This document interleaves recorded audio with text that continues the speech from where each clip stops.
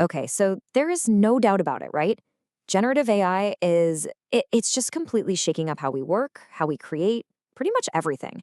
But while we're all busy embracing this incredible new efficiency, something else is going on. Something a little more subtle, inside our own heads. And honestly, it's a change that most of us don't even see coming. So let me just ask you this, straight up. Think about how you use these incredibly powerful tools every day. At what point does that AI assistant stop, assisting you and start becoming the actual author? And look, it always starts off so innocently, doesn't it? You're just asking for a little help.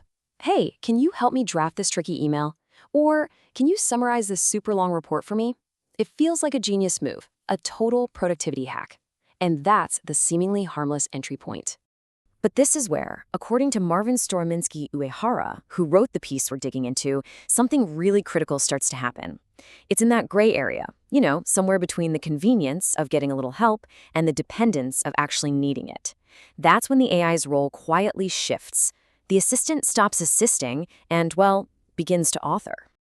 Now, to really get a handle on this gradual, insidious process, Storominsky Uehara gives it a name that sounds deliberately clinical. He calls it pathological, not in a medical sense, but pathological because it's actively undermining a function that's at the very core of being human, our ability to think for ourselves. And here it is, creeping cognitive displacement syndrome. Yeah, it's a mouthful. But the words that really matter here are insidious, erosion, and incremental surrender. See, this isn't some sci-fi hostile takeover of your brain. Nope, it's a slow, quiet, voluntary handover of your own thinking process, one little prompt at a time. The source material uses this powerful metaphor that I think really nails it. Picture a shoreline, right? You would never, ever notice one single grain of sand getting washed away by a wave. It's just impossible. But over time, all those tiny, completely unnoticeable losses, they can make the entire beach just disappear. The argument is that this is exactly what's happening to our capacity for independent thought. So this whole transformation, it's not like flipping a switch. It doesn't happen overnight. It actually unfolds in a really predictable pattern, a progression through 3 distinct stages. It's a journey from using AI as a helpful support tool to having it completely substitute for our own thinking. Okay, let's break this down. First up, you've got stage 1, the assistant. Here, you're still in charge, you're the author. But maybe you start to notice you're kind of subconsciously picking up the AI's style, its patterns. Then things get more serious with stage 2, the abdication. This is where you really start outsourcing the heavy lifting, your actual arguments, and just accepting the output. And that leads to the final stage, stage 3, the abandonment. Man, this is where you've basically lost your cognitive sovereignty. It gets genuinely fuzzy trying to figure out where your ideas end and the machines begin.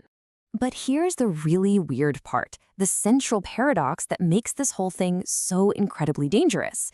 It doesn't feel bad while it's happening, not at all. You don't feel like you're losing anything. In fact, it's the exact opposite. You feel more powerful, more capable than ever before. And that disconnect is absolutely key to understanding this. On the surface, what do you feel? Empowered, super productive, efficient. But what's really going on under the hood?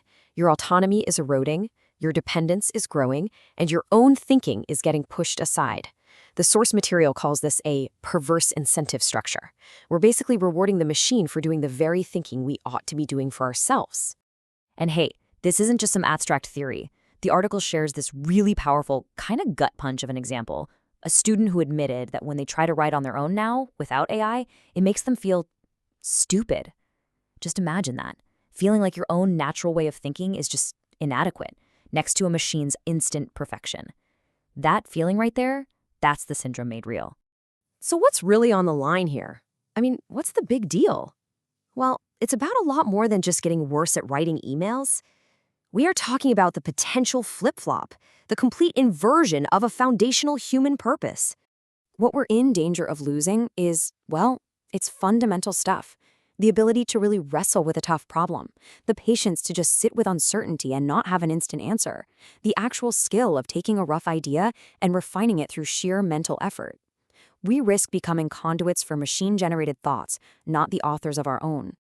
You know, the thinker Lewis Mumford once argued that what really makes us human is our unique ability to create symbols, language itself.